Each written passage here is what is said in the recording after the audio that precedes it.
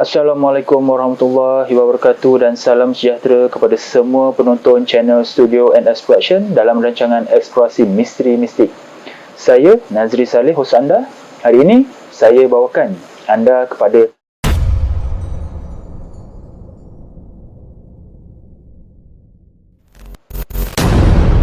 sumber maklumat yang kami perolehi dari kaedah ilmu kebatinan secara Islam, iaitu Al-Haq. Jika anda tidak suka dari sumber tersebut, sila berhenti menonton video dari channel ini. Sebelum saya teruskan video ini, bantu saya dengan tidak skip iklan ketika menonton video di channel ini. Subscribe channel ini kepada yang belum subscribe dan share video ini, semoga ramai yang akan dapat manfaat, dan pastikan anda menonton video ini sampai habis supaya anda faham secara menyeluruh berkenaan sejarah yang ingin disampaikan.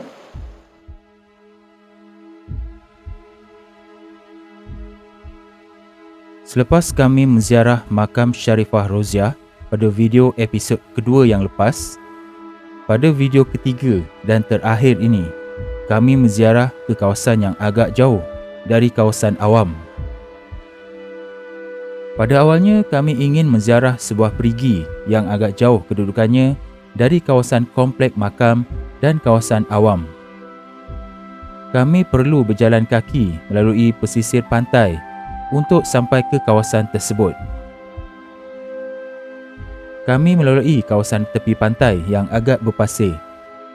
Kelihatan juga ada kawasan lapang yang mungkin disediakan khas untuk memasang kemah untuk pengunjung luar yang datang ke Pulau Besar tanpa menyewa chalet atau resort di situ. Suasana hutan amat dirasai. Bunyi cengkerik hutan sangat kuat dan membingitkan telinga. Kadang-kadang bunyi seperti semakin jauh dan kadang-kadang bunyi semakin dekat. Namun, rasa ketenangan hati bila berada di kawasan ini sangat menenangkan.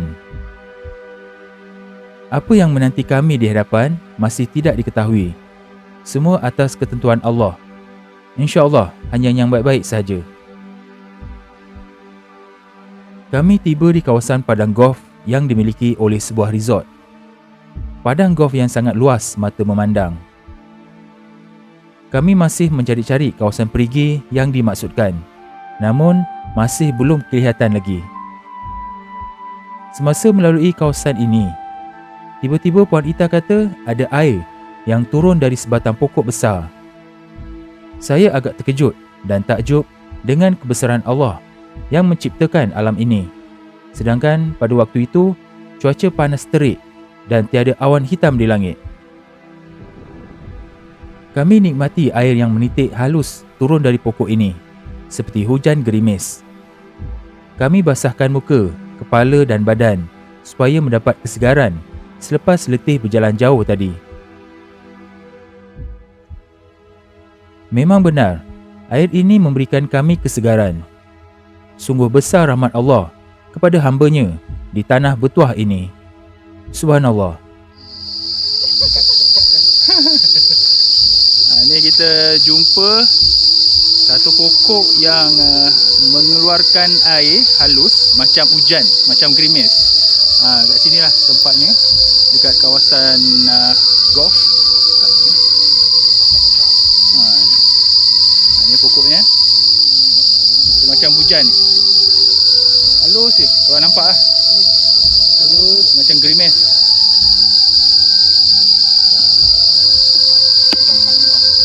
Yang basah-basah ni, kau nampak? Ni tak basah ni. Ini basah-basah ni.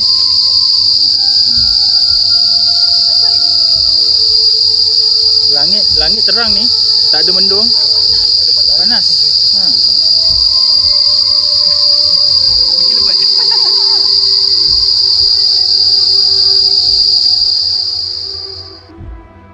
Pokok ini saya namakan sebagai pokok menangis. Disebabkan pokok ini seperti mengeluarkan air mata. Puan Ita pun ada mengatakan, pokok ini memang menangis kerana Pulau Besar sudah tidak seperti dulu yang diimarahkan dengan alunan zikir dan ayat suci Al-Quran. Tetapi kini dicemari dengan perkara-perkara khurafat seperti memasang colok dengan tujuan meminta nombor ekor dan perkara-perkara yang bertentangan dengan Islam. Perigi yang kami cari tadi rupanya sudah dikambus. Dikatakan untuk menghapuskan amalan khurafat pada perigi tersebut. Rupanya Allah nak temukan pokok ini dengan kami sebenarnya. Perigi itu hanya asbab sahaja. Tiada apa-apa pun yang istimewa pada perigi tersebut. Allah menzahirkan kekuasaannya pada kami. Allahu Akbar. Setelah kami menikmati air dari pokok tadi, kami ditemukan dengan satu makam yang tidak bertanda berada di tengah-tengah di antara dua batu besar ini. Kelihatan makam ini menjadi tempat pemujaan kerana terdapat bekas batang-batang colok yang terdapat di kawasan makam ini. Ukuran makam ini agak panjang dan seperti bukan makam orang biasa-biasa. Makam ini seperti dimuliakan berdasarkan ukuran makam ini yang panjang. Terdapat satu bekas tabung juga disediakan di situ yang dibalut dengan kain hijau. Namun, tidak dapat dipastikan tabung ini untuk tujuan apa. Bimbang juga akan disalahguna untuk tujuan khurafat. Setelah beberapa ketika, wanita mendapat maklumat bahawa ini adalah makam seorang lelaki yang berjawatan sebagai katib, iaitu jurutulis dari Istana Melaka. Nama beliau adalah Katib Ismail. Beliau dikatakan menulis pelbagai perkara termasuk watikah, undang-undang dan sejarah. Menurut maklumat dari sumber batin, beliau pernah menulis berkaitan kitab yang bertajuk Kitab Alam Melayu. Tidak dapat dipastikan kitab itu berada di mana sekarang. Kemungkinan kitab tersebut salah satu kitab yang dirampas oleh Portugis semasa melawan Melaka pada tahun 1511. Selepas tidak berkhidmat lagi dengan Istana Melaka, beliau berkelana di Pulau Besar untuk mendalami ilmu agama Islam sehinggalah beliau meninggal dunia di sini. Kami meneruskan perjalanan ke Gua Yunus berdasarkan petunjuk yang diberikan oleh orang yang sudah biasa dengan Pulau Besar.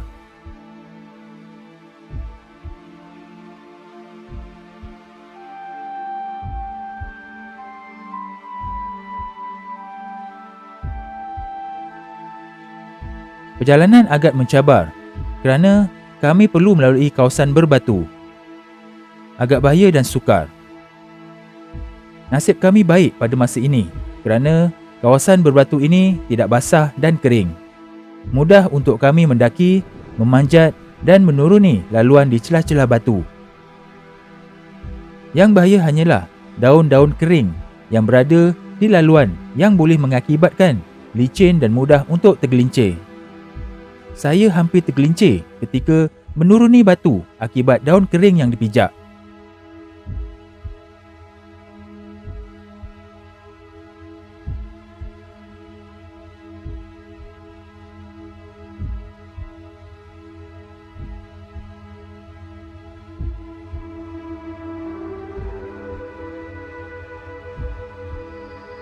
Alhamdulillah, selamat semuanya.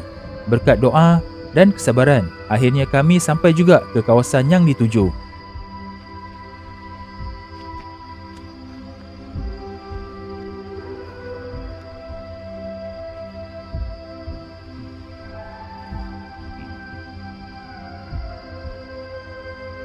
Beginilah rupa bentuk Gua Yunus. Ia merupakan sebuah gua batu. Gua ini berbentuk dari batuan-batuan besar yang bertindih antara satu sama lain sehingga membentuk sebuah gua kecil seperti ini. Gua batu kan.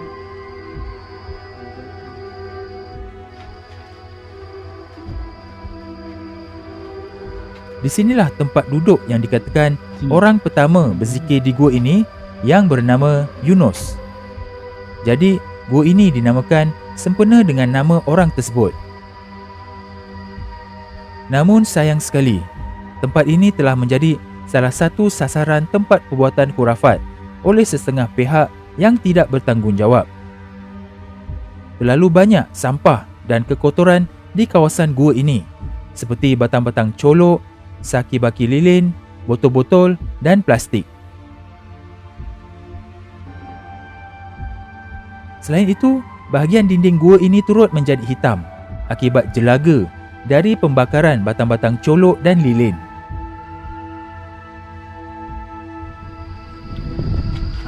Alhamdulillah, kita dah sampai ke Gua Yunus. Selepas melalui perjalanan yang sangat mencabar dan agak sukar, penuh dengan akar-akar pokok, daun-daun kering yang boleh menyebabkan kita licin, dan batu-batu yang bercerakah batu-batu yang banyak kan. Alhamdulillah kita dah sampai ke Gua Yunus dan dipercayai di sini tempat Yunus yang bertapa di sini. Di sinilah tempatnya. Dia tempat ni dia gua yang batu lah, gua batu lah. Batu. Dia batu yang banyak bertindan-tindan dan menjadi satu gua. Jadi dia sebenarnya gua batu. Yang di mana batu-batu tu bertindan-tindan antara satu sama lain. Macam itu. Kat sini agak nyaman sebab dia dekat tengah-tengah ni ada batu. Batu-batu tu dia macam bentuknya tiga segi gitu. Sana nampak laut, sebelah sana pun nampak laut. Sini nampak laut. Jadi angin tu dia dua bahagian ni. Kita dapat rasakan angin lah. Cuma tempat ni banyak sampah lah, macam sampah-sampah sarap dan selain tu ada yang pasang colok kan. Tapi kita dah sampai lah dekat Gua Yunus. Mana pokok tadi tak menangis akibat kerosakan dari tangan-tangan manusia yang tidak bertanggungjawab di pulau besar ini. Jangan sampai Allah menurunkan bala akibat ketidakprihatinan kita terhadap masalah ini. Setelah kami menunaikan solat jamak di Masjid Pulau Besar, makan dan rehat di gerai yang berdekatan, kami menuju ke kawasan JT dengan berjalan kaki. Anggaran perjalanan dari Komplek Makam Sultanul Arifin ke JT sejauh 700 meter. Kami berjalan dengan santai sambil menikmati keindahan Pulau Besar yang penuh keberkatan ini. Saya pun ada bergambar pada sebuah pokok besar yang pada saya agak menarik dan cantik untuk dijadikan kenangan. Tanpa diduga, Allah telah temukan kami dengan dua buah makam lama yang panjang di mana kami tidak sangka ada makam di kawasan ini. Makam ini tidak bernisan dan tidak ada papan tanda. Alhamdulillah, pertemuan ini menarik perhatian kami untuk mengetahui makam siapakah ini. Sebelum ini ada cerita di internet mengatakan ada beberapa makam yang telah dimusnahkan binaannya dengan alasan untuk menghalang perbuatan khurafat. Adakah makam-makam ini yang dimaksudkan? Adakah batu nisan makam ini juga dimusnahkan? Subhanallah, kalau benar dengan nisan-nisan sekali dimusnahkan, ini bukan nak hapuskan kegiatan khurafat, tetapi ambil kesempatan untuk memusnahkan bukti sejarah terpenting di Pulau Besar. Ketahuilah bahawasanya binasalah tangan-tangan mereka yang memusnahkan makam-makam ini sampai kiamat, melainkan mereka bertaubat dan bina kembali makam-makam ini seperti asalnya.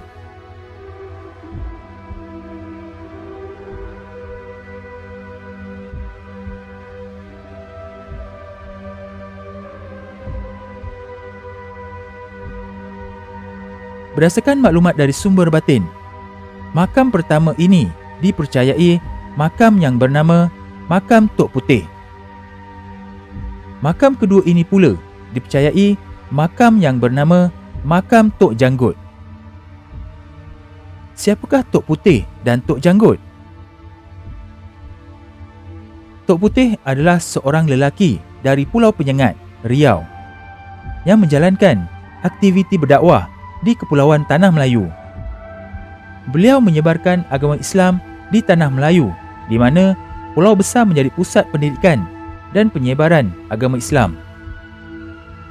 Untuk pengetahuan semua, beliau adalah orang yang pertama membuka Pulau Besar untuk dijadikan sebagai tempat pembelajaran dan penyebaran agama Islam sebelum kedatangan Sultanul Arifin.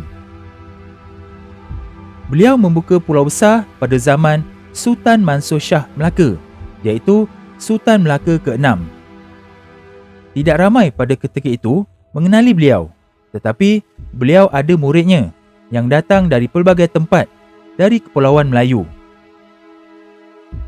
Beliau datang ke Pulau Besar bersama adiknya, iaitu Tok Janggut, yang amalan ilmunya berkaitan dengan persilatan. Tok Janggut mengembangkan ilmu persilatannya di Pulau Besar dan ramai orang telah menemui Tok Putih dan Tok Janggut untuk menuntut ilmu dari mereka. Mereka adalah adik-beradik berlainan ibu dan ayahnya bekerja sebagai seorang nelayan.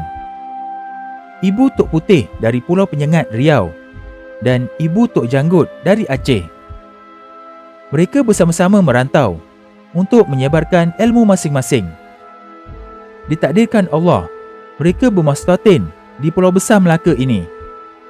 Tok Putih adalah ketua pertama di Pulau Besar. Selepas mereka meninggal dunia dan beberapa tahun kemudian, barulah Sultanul Arifin datang ke Pulau Besar bersama rombongannya dan menjadi ketua kedua di Pulau Besar menggantikan Tok Putih. Sebab itu, makam Tok Putih dan Tok Janggut terasing agak jauh dari komplek makam Sultanul Arifin. Ini menunjukkan makam mereka adalah dari penempatan pertama dan terawal sebelum Sultanul Arifin. Sebenarnya, tidak ramai mengenali siapa Tok Putih dan Tok Janggut, sehingga ada pemimpin generasi sekarang yang jahil sejarah dan ilmu agama sanggup meroboh dan memusnahkan sama sekali makam mereka sehingga hancur lebur seperti ini. Jangan kerana nyamuk, kelambu yang kamu musnahkan. Bertindaklah dengan bijak dan jangan sampai merosakkan hak orang lain yang akhirnya kifarah akan jatuh kepada diri sendiri. Itulah pesanan dari mereka.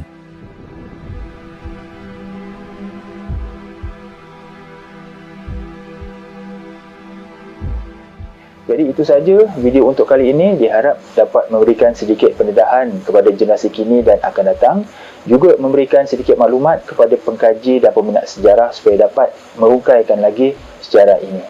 Jangan lupa sertai ahli member channel Eksplorasi Misteri Mistik ini dengan klik pada butang join di bawah video ini atau klik link pada ruangan description. Terdapat 4 pilihan peringkat package yang disediakan. Untuk penerangan lanjut, sila klik join sekarang dan anda akan dibawa kepada video penerangan berkenaan package-package tersebut. Anda juga boleh bantu saya dengan membeli baju Eksplorasi Misteri Mistik ini di Shopee untuk saya mengumpul sedikit dana bagi meneruskan rancangan Eksplorasi Misteri Mistik ini. Tanpa sokongan anda sukar untuk saya teruskan.